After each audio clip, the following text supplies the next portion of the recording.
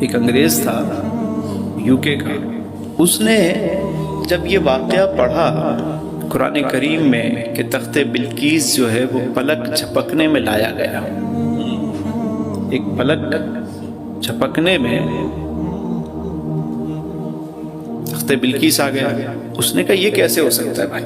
اگر by air لائیں گے تو اتنا ٹائم لگے گا، بائی سی لائیں گے تو اتنا ٹائم لگے گا، بائی روڈ لے کر آئیں گے تو اتنا ٹائم تو لگنا ہی چاہیے، ہائی اسپیڈ بلٹ ٹرین کے ذریعے بھی اگر کوئی لے کر آتا ہے تو وہ بھی اتنا ٹائم لگے گا، اتنا بڑا تخت ایک پلک جھپکنے میں کیسے آ سکتا ہے؟ بڑی ریسرچ کی۔ اچھا، گورے کی یہ تو عادت ہے نا کہ وہ ریسرچ کرتا ہے، تحقیق کرتا ہے، ہم تو ریسرچ اور تحقیق اور ان چیزوں اس لفظ سے ہی دور بھاگتے ہیں کہ یہ کیا ہے۔ کبھی کوئی آرٹیکل پڑھنا پڑ جائے علی بھائی تو لگتا ہے کہ دماغ جو ہے وہ کیسا خشک مضمون مل گیا۔ اب ریسرچ آرٹیکل پڑھنے کے لیے اور کتابیں کھنگالنے کے لیے تو اس نے بڑی ریسرچ کی، اس کو جواب نہیں ملا۔ کچھ وہاں کے علماء سے اس نے پوچھا تو انہوں نے کہا تم پاکستان کیوں نہیں چلے جاتے؟ یہاں بڑے بڑے مدارس ہیں، بڑے علماء ہیں، مشائخ ہیں، آپ جائیں، آپ کو جواب ملے گا۔ پاکستان آ گیا تو یہاں جو جماعت اس کو لے کر آئی پاکستان، وہ کبھی یہاں لے کر جائے، کبھی وہاں لے کر جائے۔ علماء بتائیں کہ بھائی یہ کرامت ہے، اگر ولی سے سرزد ہو تو وہ کرامت ہے، نبی سے ایسا واقعہ محیر العقول کوئی واقعہ سرزد ہو تو وہ معجزہ کہلاتا ہے۔ انہوں نے ان کو قائل کرنے کی، بتانے کی کوشش کی، لیکن وہ سیٹسفائی نہیں ہوا۔ تو لاہور میں تھا تو انہوں نے کہا بھئی ایک کام کیوں نہیں کرتے، چلو تم آئے ہو پاکستان تو تمہیں لاہور گھما دیں۔ چلے جی۔ اب جب چلے تو انہوں نے بتایا کہ یہ مینار پاکستان ہے، یہ بادشاہی مسجد ہے، یہ شاہی قلعہ ہے، یہ فلاں چیز ہے، یہ انارکلی بازار ہے۔ گھماتے گھماتے جیسے ہی وہ حضرت گنج بخش فیض عالم مظہر نور خدا ناکسارا پیر کامل کامل آرا رہنما، جیسے ہی ان کی گاڑی وہاں سے گزری، اس نے کہا بھئی گاڑی روکو، گاڑی روکو، گاڑی روکو۔ بھئی کیا ہے یہ؟ گاڑی روکی، بولا کیا ہوا؟ بولا یہ کیا ہے، یہ ادھر کیا ہے؟ بولا کچھ نہیں، یہ چھوڑا، یہ تو ایسے ہی ہے۔ اس نے کہا نہیں، گاڑی روکو یہیں پہ، مجھے تو یہاں سے ایسی خوشبو آ رہی ہے جو میں نے اس سے پہلے نہیں سونگی تھی، کہنے لگا مجھے لے کر چلو یہاں پہ۔ چلو، انہوں نے کہا چلو بھائی اب مہمان ہے تو چلو اس کو لے گئے۔ بھائی اندر لے کر گئے جب اس کو، تو جیسے ہی اندر لے کر گئے کیا دیکھتے ہیں، سامنے ایک بابا کھڑے ہیں، بزرگ ہیں، ان کے ہاتھ میں جو ہے وہ کیتلی ہے اور دوسرے ہاتھ میں کپ ہے۔ کہا چائے پیو گے؟ کہا یس۔ گورے نے جب وہ چائے کا کپ ہاتھ میں پکڑا تو وہیں گرا اور بے ہوش ہو گیا، وہیں گرا اور بھگدڑ مچ گئی۔ بھائی پانی وانی لایا، اس کو ڈالا گیا، چھڑے ہوا کیا، یہ اچانک سے گرا اور بے ہوش ہو گیا۔ ہوش آیا تو کہا وہ بندہ کہاں ہے جس نے چائے سرو کی تھی؟ بندہ دیکھا تو بندہ نہیں ہے کوئی۔ بولا ہوا کیا؟ کہا یہ نہ پوچھو کہ کیا ہوا، یہ پوچھو کہ کیا نہیں ہوا۔ ہوا کیا بتاؤ گے بھی؟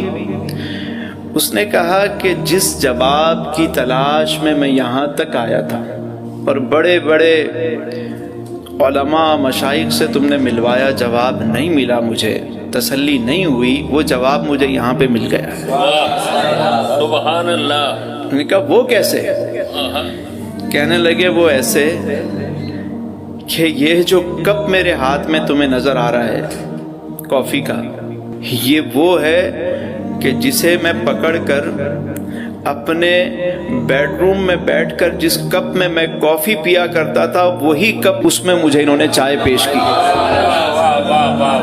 اسی کپ میں انہوں نے مجھے چائے پیش کی، اور مجھے جواب دے دیا کہ جیسے تمہارے بیڈ روم سے یہ کپ یہاں پر آیا ہے نا، ایسے ہی تخت بلقیس وہاں سے یہاں پہنچا تھا۔ سبحان اللہ، سبحان اللہ۔ اچھا، جب میں نے یہ واقعہ سنا نا تو میں نے کہا یار ہمارے یہاں تو ویسے بھی بڑے بڑے واقعات سنا دیے جاتے ہیں واہ واہ کرنے کے لیے، میں نے کہا یار یہ بات جو ہے نا وہ ریسرچ کرنی چاہیے اس بات میں.